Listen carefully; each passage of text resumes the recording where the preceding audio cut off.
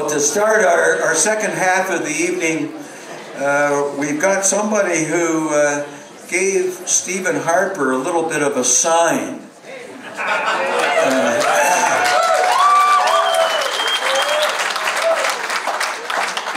As I told Brigitte, as I was watching that happen, I was in Calgary and she, of course, was in the House of Commons. I said it did my heart good to see that happen, and that she had a lot of courage to do that during the throne speech. I thought it was just an amazing piece of theater and social activism. So please welcome Brigitte de Pape, who is a social activist and who is an inspiration to many people across this land. Where'd she go?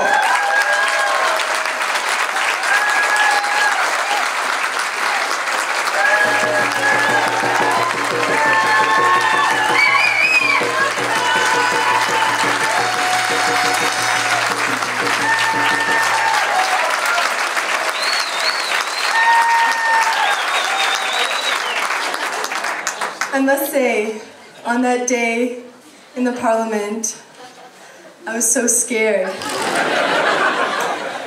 But today, it's not us who's scared.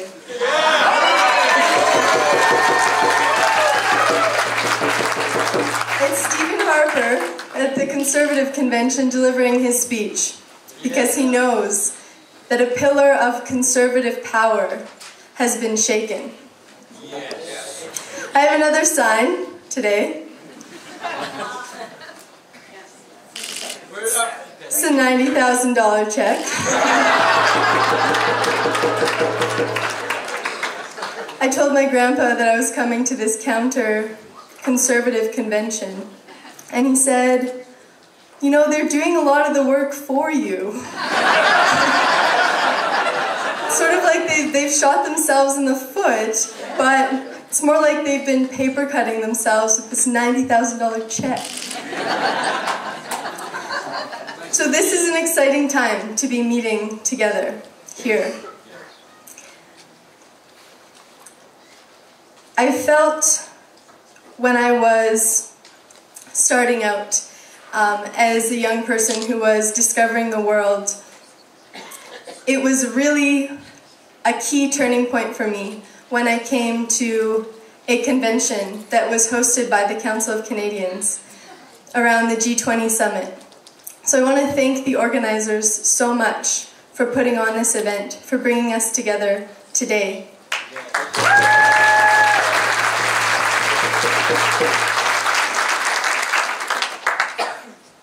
I felt so alone as a page working in Parliament, giving water to senators like Duffy and Mullen. And like so many of us, I felt really afraid about what's happening to our communities, to the climate, to jobs, to the rights of people of color, of migrants, of Indigenous people, of workers. But I knew I had to do something. I wanted to act. But on that day, I just felt so afraid.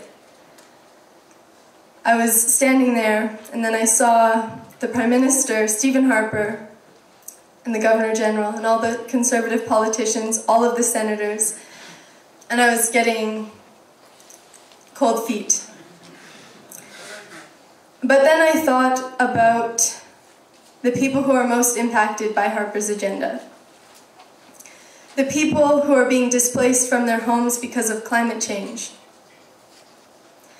People who are residential school survivors and their families. People who are being displaced from their homes to make way for Harper's extreme energy agenda. People who are in massive amounts of debt.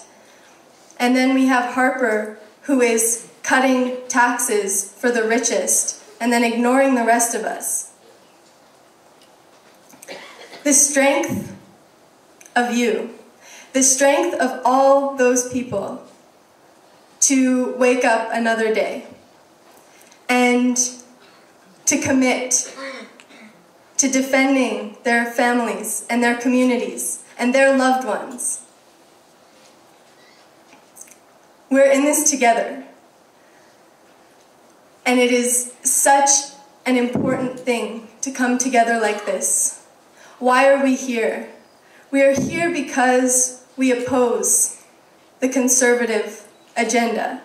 We believe in an alternative vision, one that does not promote an economic system that sees profit as the #1 priority, while leaving the environment and people behind. We're here because we believe in another vision. And I urge everyone here to take the time to really gain strength from one another, to look at the people around you, because it can be hard going out there facing the conservatives who are trying to divide us, who are calling our friends extremists, who are defunding critical programs like for residential school survivors, like for women's organizations. Maud listed so many of the important organizations and services that are being cut, like our public health care.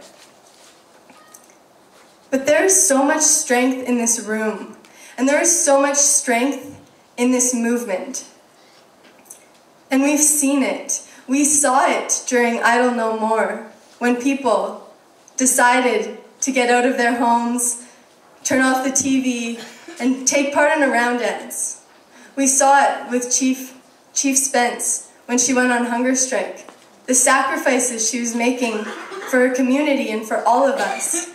We saw it with the doctors who stood up when Harper was cutting services for refugees, and they interrupted Joe Oliver's speech. Because we're taught to obey when we grow up. We're taught to obey. But when an unjust government is going against the will of our people, it is our responsibility to stand up.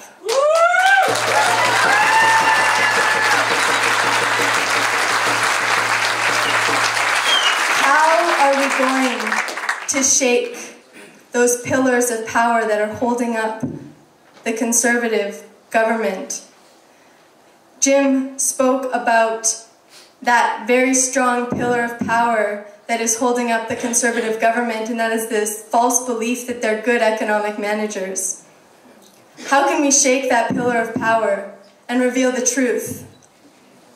Revealing, for example, that youth unemployment is at an all-time high in many parts of this country. Young people struggling to find work, trying to pay the rent. Dwindling pensions for seniors as well. How can we say that Harper is a good economic manager and good for jobs when that's the reality for young people? But excitingly, there is also a lot of power in young people and in all of us standing behind one another. With the urgent climate crisis and economic crisis that we face, we will need to stand up through acts of nonviolent direct action and civil disobedience. It has worked throughout history, like we have seen with the Haida, who stood up and blockaded and stopped industrial-style logging on their territory. In order to avert catastrophic climate change, 80% of fossil fuels need to stay in the ground. And Harper is taking us in exactly the wrong direction. But another way is possible. The pain and the reality of communities who are directly impacted by tar sands expansion is extremely bleak. The poisoning of the water, the health impacts, people fearing to take baths because it's burning their skin. But there is so much power in those communities, and we can choose to stand behind them.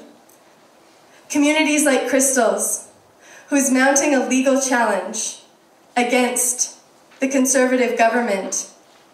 There is so much power in that. There have been 170 court cases, legal court cases by Indigenous communities that have stopped harmful developments on their land.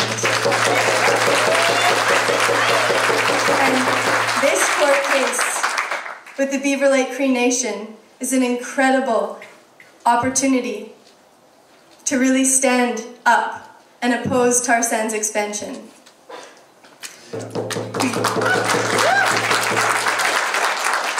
And we can transition to a green and just economy for everybody.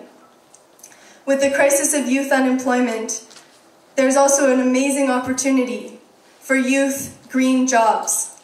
Imagine what a program for youth green jobs would look like in this country. Imagine if it were us who were deciding the policies in place. What would your vision be? What would you propose? What about a committee for a just transition? What would that look like? What would that look like in our communities? Imagine a different reality, rather than this reality of Harper, for example, rejecting the call for missing and murdered Indigenous women, for an inquiry into missing and murdered Indigenous women. Imagine instead a completely different relationship with Indigenous peoples, one that is based on equality and respect, a nation-to-nation relationship.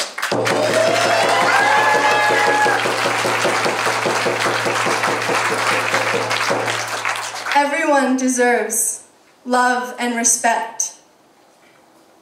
And that is possible if we decide to take the reins and change fundamentally who is controlling the policies of our country. I work with a group called Shit Harper Did, and we recently put up some TV advertisements here in Calgary showing the wasteful spending of the Conservative government, because we know that just swells the blood of Conservatives, right here in their strongholds this weekend, including on Murdoch Mysteries, which is one of Stephen Harper's favorite shows.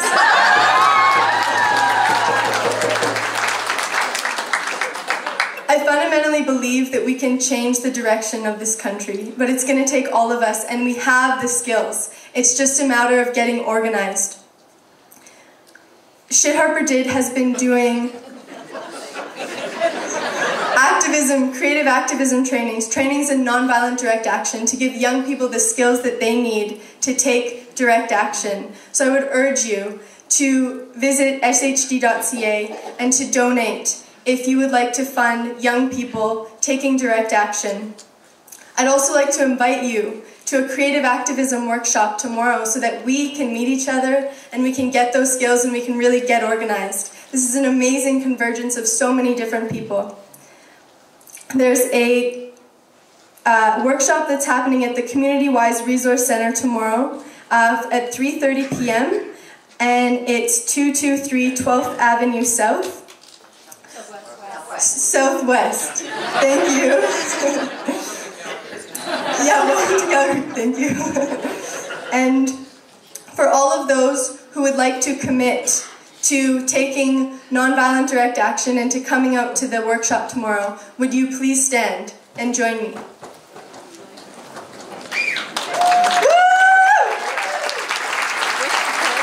Thank you so much. Thank you so much. I see the hook coming.